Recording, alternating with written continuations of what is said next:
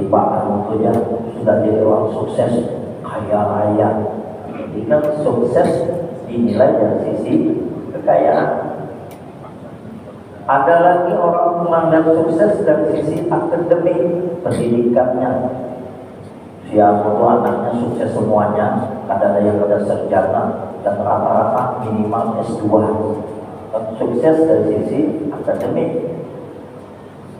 Tapi kalau kita melihat ya, kesuksesan menurut Allah Azza wa Jalla itu adalah orang yang mentaati Allah.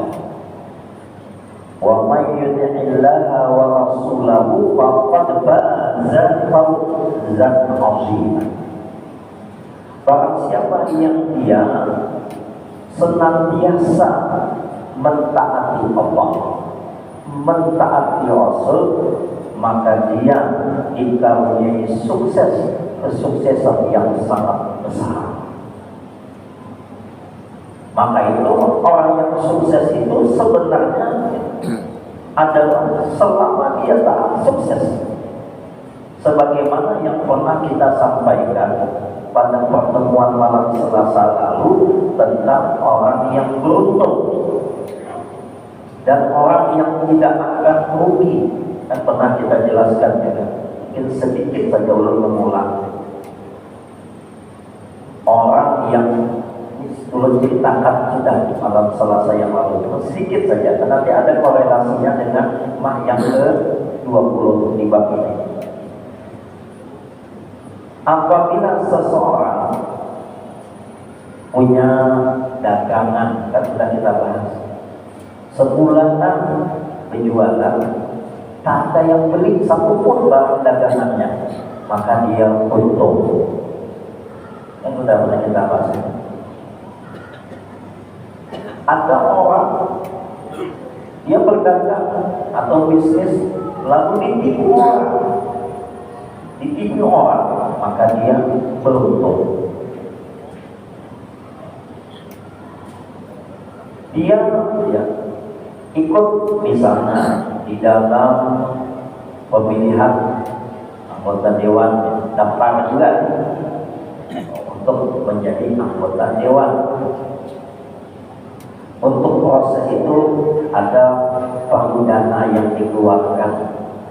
Ya, untuk mempromosikan dirinya kan perlu supaya orang kenal. Lau ta'arafu adabatil mahabbah. Lau ta'arafu adabatil mahabbah artinya tak kenal maka tak cinta. Kayak orang kan miliknya yang kita tahu orang siapa ini kan. Maka perlu perkenalan mudah. Dikeluarkan dana sedemikian ya jumlahnya. Bahkan puluhan, bahkan mungkin ratusan juta untuk memperkenalkan diri tadi. Lalu ternyata dia tidak duduk, maka dia beruntung. Dia tidak rugi selama naik. Jadi kuncinya beruntung itu ada tempat. Selama kita berada di dalam tempat itu, tidak akan rugi. Kalau bahasa Al-Quran, semua manusia ini sebenarnya tak ada yang untung, sebaliknya merugi semuanya. Innal insana lafi khusrin. Sesungguhnya manusia itu benar-benar berada dalam kerugian. Kecuali pertama, illal ladzina amanu. Jadi kalau orang berdagang tak laku dagangannya, selama dia beriman, maka dia untung. Tak akan rugi. Rugi kalau dia tak beriman, maka dia rugi. Jadi bukan masalah dagangannya tak laku itu yang membuat dia rugi. Yang ruginya kalau dia tak beriman. Ditipu bukan karena ditipunya dia rugi, kalau dia tidak beriman. Satu, yang kedua tidak mengerjakan amal soleh. Yang ketiga tidak siap untuk menasihati dan dinasihati di dalam hal kebaikan dan di dalam hal kebenaran dan di dalam hal kesabaran. Ini kuncinya. Jadi kalau orang memahami konsep Al-Quran ini akan datang susah hati. Karena paham iman kepada qada dan qadar Allah. Ukur iman itu kan harus ada pada dirinya, kalau nggak bisa. Nah itu yang menjadi dasar yang harus kita pahami. Aku ya rugi kemarin tuh, kenapa? Walinya sekalinya pokoknya dibohongin orang, kita nggak rugi, kita untung selama beriman, selama melakukan amal soleh, selama watawassaw bil haqq watawassaw bis sabr. Dan ini firman-Nya Allah, meragukannya bagaimana? Di awal surah Al-Baqarah aja dikatakan zalikal kitabul la raiba fihi hudan lil muttaqin. Al-Quran itu tidak ada keraguan di dalamnya, dan kita tidak boleh ragu terhadap Allah. Wala takunanna minal mumtarin, al-haqqu min rabbik. Kebenaran itu datang dari Allah, dan kita dilarang untuk ragu. Wajib yakin. Aku rugi ya, anakku di sekolahkan sampai S1, sekalinya selesai S1 800 juta habis berdua aja. Ya sampai kau ini dia 3 tahun dah ngaku dia kada dikawin yang rugi aku nya. Nah terugi bagi orang yang beriman, beramal soleh. Ya. Kemudian watawassaw bil haqq watawassaw bis sabr. Ulun kasih satu ilustrasi kecil saja. Kita akan belajar makna la ilaha illallah. Salah satu maknanya menurut guru kita ya, yaitu guru sekumpul, antara maknanya adalah la mani'a wa la mu'tiya illallah. Tidak ada yang bisa mencegah dan tidak ada yang bisa memberi kecuali Allah. Bagaimanapun dengan kita maksimal apapun usaha yang kita lakukan supaya anak kita dapat gawian, kalau memang Allah mencegahnya, ada kawan tetap kita dapat gawian. Dan itu ucapan kita dalam syahadat la ilaha illallah la mani'a wa la mu'tiya. Tidak ada yang bisa mencegah, tidak ada yang bisa memberi kecuali Allah. Nah, kita mengakui itu. Berarti kalau Allah tidak memberi, ya enggak. Tapi rezekinya sudah dijamin, wajib kita meyakini. Yang menjamin rezeki kita siapa? Allah. Nahnu narzuqukum wa iyyakum. Kami yang memberikan rezeki kepada kalian dan kepada mereka, sehingga ada lagi khawatir. Maka itu Bapak dan Ibu yang berbahagia, di dalam bertawakal dan tawakal Allah, kita ini ya berusaha ini kan bertawakal, betul? Tawakal itu kan pada 3 tempat. Pertama pada fil qismah, di dalam pembagian. Masing-masing kita ini sudah ada nasibnya, bagian-bagiannya. Ada seseorang yang bagiannya di dunia ini misalnya 10 miliar sampai meninggal, bagiannya sudah ada. Ini misal ada yang 100 miliar, ada yang mungkin 1 triliun, ini bagiannya sudah.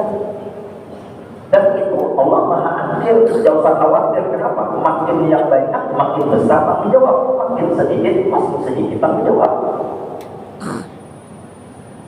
Allah Maha Adil, jadi jangan merasa ini nyamannya yang banyak diberi. Aku makam sekitarnya baik, itu berarti kadang itu kata itu sebab Allah sebagai yang mengatur. Raditu billahi rabban, aku itu Allah sebagai Tuhan yang Maha Pengatur. Nah itu tinggal kita aja lagi. Satu itu fil qismah, yang kedua fil nusrah, di dalam pertolongan. Allah jamin sudah untuk menolong. Maka itu intan semua yang sempurna. Bila kamu menolong Allah, Allah akan menolong.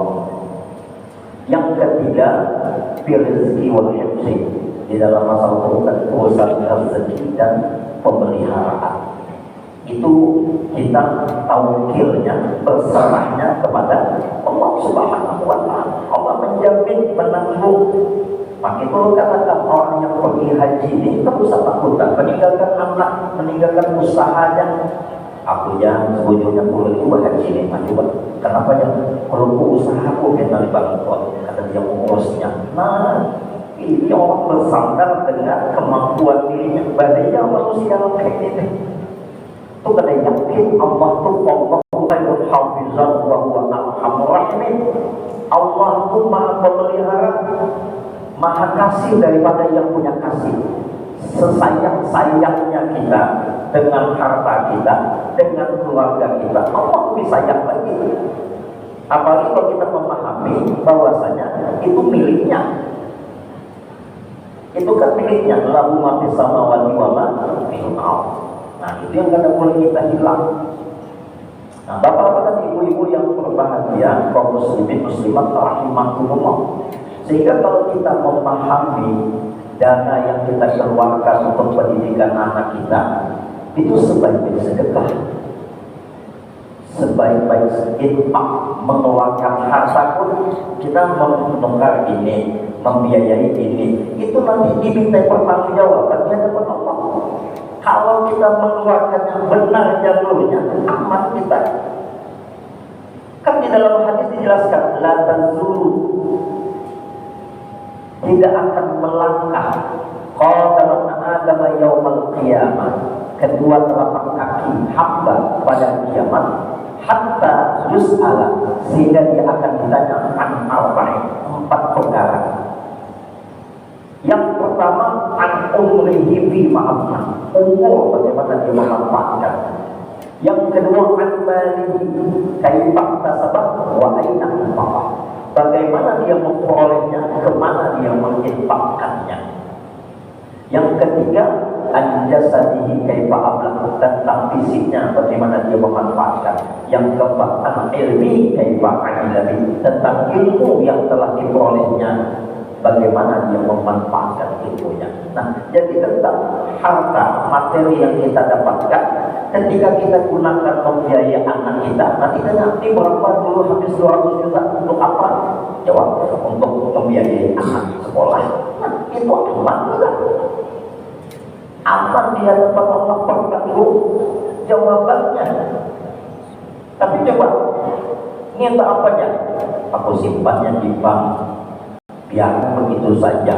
Hati-hati, lewat 1 tahun, itulah hikmahnya kenapa ada zakat itu. Karena Allah tidak suka dikumpulkan, disimpan begitu saja. Kenapa? Dia tidak bergerak, kurang manfaat. Sedangkan ya, tujuannya Allah memberi untuk dimanfaatkan, untuk disyukuri. Maka bisa kita gunakan untuk apa? Bisa buka usaha dengan niat nanti bisa mudah berzakat. Niatnya apa ada di situ? Mengapa nabung? Terkumpul untuk berangkat umrah, terkumpul bisa menaikkan ibadah haji. Aman pertanggungjawaban. Kapan dikumpulkan? Ya, supaya banyak bisnis duitnya. Kalau banyak duit, sugih. Dan sugih itu apa? Arahnya untuk apa? Nah, itu yang dipahami. Samalah orang kan ketika uang banyak enak nanti berobat. Dan kenapa kita tidak jaga sehat saja? Jaga kesehatan kita. Ada perlu berobat. Ini katanya mati-matian mencari duit. Lah, mencari duit sampai kering. Kan aneh itu. Orang bekerja mati-matian supaya banyak terkumpul harta, ya. Padahal nanti dia ketika sakit pakai duit itu, bagus jaga sakitnya, jaga jangan sakitnya, jaga sehatnya, kan itu. Maka Nabi mengingatkan dan iltanim khamsan qabla khamsin itu wasihataka qabla saqamika, masa sehatmu sebelum masa datang masa sakit. Kenapa? Kalau sakit itu kan kau bergerak lagi kita. Ada dana yang dikeluarkan di situ. Bagus jaga sehat. Jaga sehat. Sekarang pertanyaannya, mana yang lebih murah? Dana yang dikeluarkan untuk menjaga kesehatan apa mengobati kalau sakit? Itu tanya orang yang biasa kering itu. Pengeluarannya lebih banyak untuk mengobati sakit daripada menjaga sehat. Kan di situlah kita kata yang diingatkan oleh Rasulullah SAW itu untuk memanfaatkan kesehatan itu sebaik-baiknya. Nah, itu contoh. Maka di dalam masalah harta ketika kita mendanai tadi, lalu dengan kita anak kita tidak bekerja tadi, ketika tahun ini ada orang mengeluh, Ustaz ya kami ini 3 tahun untuk tugas kuliahnya, kemudian kedatangan itu akan Ustaz lah ya. Apa yang mau didoakan bagus saja. Kayaknya bagusnya Ustaz ya, tahun apa juga nilai sekolahnya ya. Mana ada hasilnya Mas. Orang selalu menyandarkan menuntut ilmu adalah kepada hasil kerja. Ini yang niatnya kada muncul. Maka orang yang niat tidak benar, tawakalnya salah. Maka itu rukun tawakal. Haji Muhammad Bakhir menjelaskan ada 3. Rukun tawakal pertama itu taubat, yang kedua bagusi niat, yang ketiga bagusi usaha amal. Nah itu kuncinya dengan kita. Wallahu a'lam bishawab. Bapak dan Ibu yang berbahagia, nah itu penjelasan mulut pada pertemuan yang lalu tentang masalah untung dan rugi. Nah, ada orang beriman itu yang rugi ada. Namun kada beriman yang rugi.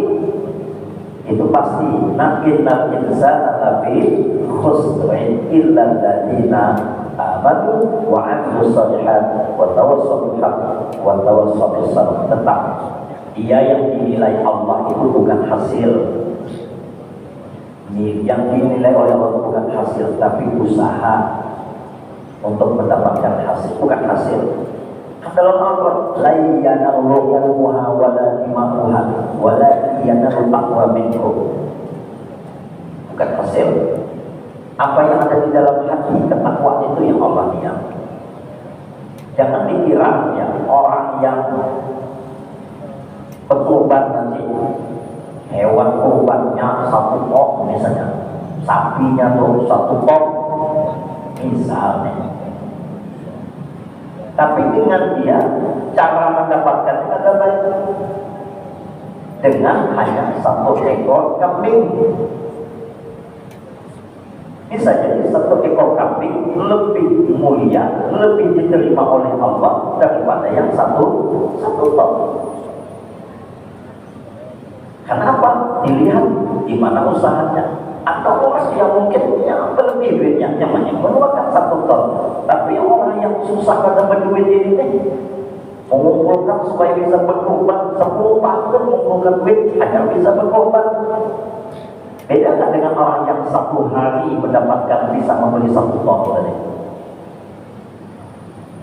Usaha yang 10 tahun itu yang lebih nilai dibandingkan usaha yang 1 hari. Ada kan orang gajinya 1 hari itu 1 miliar. Yang mana yang beli sampai 1 ton? 1 hari duitnya triliunan. Sedangkan yang apa namanya? Yang 1 ekor kambing tadi 10 tahun menabung mengumpulkan duit supaya bisa bertobat. Maulah sama enggak? Apakah yang 1 ton tadi yang bernilai di sisi Allah? Lebih bernilai itu adalah yang kepada usahanya tadi. Maka itu kenapa kita berusaha? Kita berusaha itu supaya mendapatkan nilai di sisi Allah, bukan menentukan hasil. Nah itu yang perlu kita pegang bersama. Itu yang dijelaskan ulama. Usaha yang kita lakukan bukan untuk menentukan hasil. Maka itu di dalam Al-Hikam, Syekh Hamad Ibn Athaillah As-Sakandari ada menjelaskan di dalam kalam hikmah beliau yang kedua, sawabiqul iman la tahruqu aswar al-aqdam. Kemauan yang kuat, semangat yang membara sama sekali tidak akan pernah bisa menembus dinding takdir. Ada orang mengatakan, Ustaz, takdir itu bisa diubah kan? Bisa. Tapi bukan kita yang mengubahnya. Karena kita tidak punya sifat qudrah yang hakiki. Tapi bagi Allah, Allah Maha Kuasa. Kalau Allah memiliki sifat qudrah, Allah kuasa, maka takdir yang Allah tetapkan di lauh mahfuz pun maha kuasa Allah untuk mengubahnya, tapi bukan kita. Maka kalau ada orang mengatakan yang menentukan takdir kita sendiri adalah diri kita sendiri, nah iya loh, pada belajar itu sih yang buat iman loh. Kalau dikacau buat iman lagi itu menyambat kayak itu, menyambat kita lah yang menentukan takdir kita. Kita lah yang menentukan nasib kita. Oh ada kismah itu pembagian itu sama Allah. Kita hanya diperintahkan untuk berusaha. Tapi dengan catatan usaha kita tidak menentukan hasil. Aman kita. Karena hasil itu kita berserah kepada Allah. Nyaman kita karena kita tidak menentukan hasil, sehingga dengan kita tidak ada beban. Yang penting aku berusaha, ada tahu hasilnya. Kalau kita mengetahui hasilnya, kadang hasilnya kecil nih, belum tentu orang menanggung itu. Yang penting tangguh aja, hancau aja, jangan wah, hancau ini belum tentu tangguh halus sekali tangguh bisa jauh sebanyak iwaknya. Yang hancau kan, yang lebih ganas belum tentu lebih banyak, walaupun lebih ganas daripada tangguh. Karena itu bukan urusan kita hasilnya, hasil itu urusan Allah Subhanahu wa Ta'ala. Maka itu Bapak Ibu yang berbahagia, sama di dalam taat kita kepada Allah, jangan menginginkan hasil daripada ketaatan. Contoh, kita sholat hajat supaya kabul hajat. Nah, itu apa? Itu dalam niat. Ini bagus sih niat tadi. Kan ada dengan kita. Kenapa sholat hajat? Iya, kan ada hajat. Sholat hajat. Hati-hati dengan doa orang yang mengatakan Rabbana atina fid dunya wa ma lahu fil akhirati min khair. Kesian orang yang sholat hajat lalu menginginkan hajatnya itu kabul, maka Allah berikanlah apa yang diinginkannya, tapi kata dia bagiannya di akhirat. Dunia Tuhan itu berikan. Padahal kalau orang yang niatnya hanya mencapai keridhaan Allah, dunia dapat, akhirat dapat. Nah, namun kita yang diberikan akal yang sehat, pilih yang mana coba? Nah, dua-duanya dapat. Maka itu ada doa yang kedua, Rabbana atina fid dunya hasanah wa fil akhirati hasanah wa qina adzabannar. Kenapa tanggung? Kenapa? Untuk mendapatkan apa yang kita hajatkan, kada usah intervensi. Tidak usah intervensi, kada usah umpat campur urusan mengabulkan hajat. Cukuplah dengan kita yakin, zon kita, sangka kita berlalu baik. Ana inda zonni abdi, bahwasanya Allah berfirman, wa idza sa'alaka ibadi anni fa inni qarib ujibu da'watad da'i idza da'an. Yang penting dengan kita ingin mendapatkan hajat tadi, penuhi syarat daripada orang yang berdoa itu. Syarat orang yang berdoa agar diterima doanya, dua syaratnya di dalam ayat itu. Ujibu da'watad da'i idza da'an. Yang paling pertama adalah yaitu berdoa. Amun hendak meminta, mohonlah. Ini meminta, kada memohon, kada ada perbuatan namanya.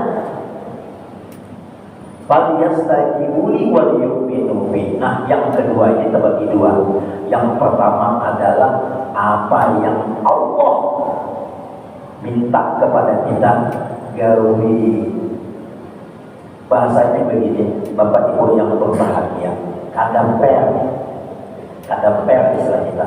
Kita kan ada kalau dimain kada per, katanya kan kada sportif istilahnya. Kada per itu gimana? Dengan kita meminta kepada Allah agar mengabulkan hajat kita, tapi Allah meminta kita untuk melakukan sesuatu, kita kada mau, kada per. Maka yang pertama, falyastajibuli. Apa falyastajibuli? Apa yang Allah minta kepada kita? Allah minta kepada kita taati Allah. Kita mentaati Allah. Kalau kita kata mentaati Allah, nanti yang diberi itu kada baik. Istidraj namanya, bukan nikmat. jadi lanjuran. Itu yang terjadi kepada ya, seseorang di masa Nabi Musa alaihissalam, yang beliau hartanya itu di mana-mana. Setiap orang ketemu harta, kita tidak pernah gali harta si korun, adik harta karun, karena korun itu ya kan begitu, sehingga Allah azab sedemikian rupa. Maka dengan kita tentu tidak mau ya termasuk golongan yang seperti itu. Nah, Bapak dan Ibu yang berbahagia, kaum muslimin muslimat rahimakumullah, inilah mungkin yang bisa menjadi renungan kita dalam kehidupan ini. Termasuk dalam bersyariat, berikhtiar, bertawakal itu jangan salah memahami mana tawakal. Kalau berusahanya tidak boleh setengah-setengah, ya sungguh-sungguh. Maka beda antara orang yang mujahadah dengan yang tidak mujahadah, kan sama. Maka itu adalah paman jahadu fina lanahdiyannahum subulana. Kenapa kita ingin amal bersyariat kita bermusik sungguh-sungguh? Karena dia Allah tunjukkan jalan. Bahasa kita ini orang yang ujung-ujung nih. Bapak Ibu yang pernah mengajar silat, kan ada yang kan anaknya ujung-ujung anak bisa bersilat dengan sekedar anak empat-empatan saja. Yang kita ujung ajar yang mana? Yang ujung-ujung anak silat. Ini orang kan ujung-ujung anak belajar. Kuliah kita belajar, tapi melihatnya sungguh-sungguh semangat juga mengajari, paham maksudnya kan? Itulah pentingnya juga mujahadah tadi. Kemudian selanjutnya Bapak Ibu yang berbahagia, maka yang pertama, yang kedua di sini adalah mentaati Allah. Apa? Allah minta falyastajibu. Yang kedua apa? Wal yu'minu bi. Beriman dengan Allah. Jadi kalau kita dengan apa yang kita hajatkan, jangan bersandar kepada usaha. Karena tadi jangan bersandar kepada sholat hajatnya. Karena bisa begini, aku jangan aku sudah sholat hajat supaya hajat kabul, kadang kabul-kabulnya. Kita melupakan seorang nabi. Nabi abahnya Nabi Yahya siapa? Zakaria. Nabi Zakaria, Bapak Ibu, itu berdoa hajatnya supaya dikaruniai anak. Berapa tahun dia berdoa? 40 tahun hanya 40. 40 tahun. Nabi itu siapa kita? 40 tahun. Tapi beliau tidak berhenti. Jangan dengan kita punya hajat ya, setahun sudah itu sunah-sunah hajat ada makul-makul. Niat sebahagiannya kata muncul. Pada tawakal tadi yang rukun keduanya bagusin niat. Bagusin niat. Hasil sudah urusan Allah. Ada urusan intervensi, urusan orang. Maka dalam kitab Al-Hikam dikatakan arih nafsaka minat tadbir. Istirahatkan dirimu daripada intervensi anak umpat campur atau kita kata ahlinya anak umpat campur itu merusak lah ya. Ada tahu ibu tukang sedikit pun menyempet itu ada suatu makhluk tukang mana kira-kira? Anu Pak ya, Pak tukang ini nanti diginikan. Bukan. Bapak mengerti, saya tak paham sih katanya. Oh, apa makhluk? Kenapa kita hendak mengatur? Kan sudah jelas. Alhamdulillahi Rabbil Alamin. Kita puji Allah mengatur alam semesta ini. Lalu kenapa menyaksikan kemampuan Allah? Yakin Allah itu bersifat kudrah. Maka itu perlu iman. Perlu iman. Nah, Bapak dan Ibu kaum muslimin wa muslimat rahimakumullah. Maka itu orang yang ahli hikmah kalau ditanya, "Kaifa anta?" Saya selalu taat kepada Allah. Sama lah Bapak Ibu yang berbahagia. Semua kita ini kan ada yang kadang-kadang masuk surga. Betul kan? Maka Rasulullah pernah bersabda, kullu ummati yadkhuluna jannah, setiap umatku akan masuk surga illa man aba, kecuali yang tidak mau.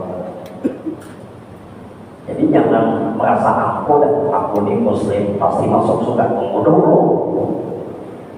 Ya. Aku ini kan umatnya Nabi Muhammad. Tunggu. Itu kan pengakuan kita, diakui kan?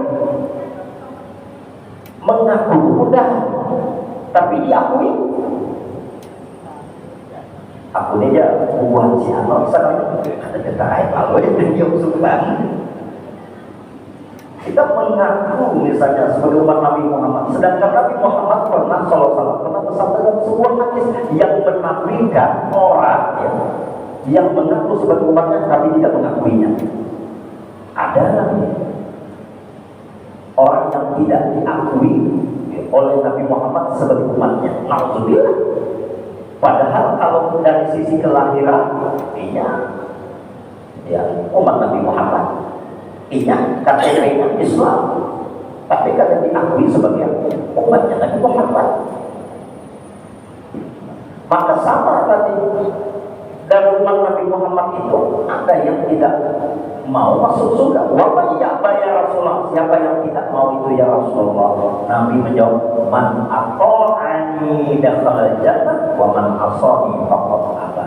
Orang yang mentaatiku ialah yang mau masuk surga. Yang tidak mau mentaatiku berarti inya yang kadang masuk surga. Nah, orang yang mentaati Rasul sama dengan mentaati Allah. Wa may yuti rasulah faqad ata Allah. Barang siapa yang mentaati Rasul sama dengan mentaati Allah. Maka itu kenapa kita mengobati apa yang diajarkan Nabi? Karena kita taat kepada Allah. Itulah yang dilakukan oleh ulama-ulama, para ahli hikmah. Saya selalu taat kepada Allah. Karena ketaatan mereka kepada Allah inilah yang senantiasa membahagiakan. Siapapun seseorang itu bila dia tidak mentaati Allah, maka dia menyusahkan dirinya sendiri. Jelas yang di dalam Al-Quran diceritakan yang apa yang tidak mau taat itu contoh jelas siapa? Azazil, itulah iblis laknatullah. Aba wastakbara wa kana minal kafirin. Iblis itu enggan taat kepada Allah, lagi sombong, maka dia digolongkan di dalam golongan orang yang kafir. Na'udzubillahi min dzalik. Bapak dan Ibu kaum muslimin wal muslimat rahimakumullah. Kemudian yang kedua, terhadap hawa nafsu selalu menentang. Orang-orang ahli hikmah itu mereka terhadap bisikan-bisikan nafsunya beliau tolak. Mereka selalu menolak. Bahkan mereka hati-hati dalam setiap menentukan sesuatu, jangan sampai itu karena nafsu. Imam Ali bin Abi Thalib karramallahu wajhah, beliau di medan perang, perlu kisahkan sudah, sedang berperang waktu itu. Tapi ketika sudah akan menimpas kita, lawannya tadi, musuhnya tadi meludahi beliau, beliau berhenti tidak jadi membunuhnya. Karena takutan kalau menebas ini bukan jihad, bukan lillah, tapi mengikuti hawa nafsu. Karena emosi diludahi bang, kalau menebas maka ada jihad lagi, ada bisa lillah lagi. Nah ini yang ulama-ulama kita khawatirkan. Bapak dan Ibu yang berbahagia, insya Allah di dalam bab ini kita akan jelaskan lebih lanjut pada pertemuan yang akan datang.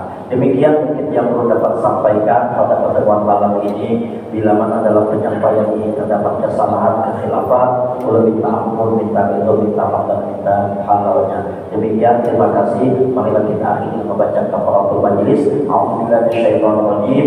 Bismillahirrahmanirrahim. Subhanallahumma wa bihamdika asyhadu an la ilaha illa anta nastaghfiruka wa natubu ilaik. Walhamdulillahi rabbil alamin. Wassalamualaikum warahmatullahi wabarakatuh.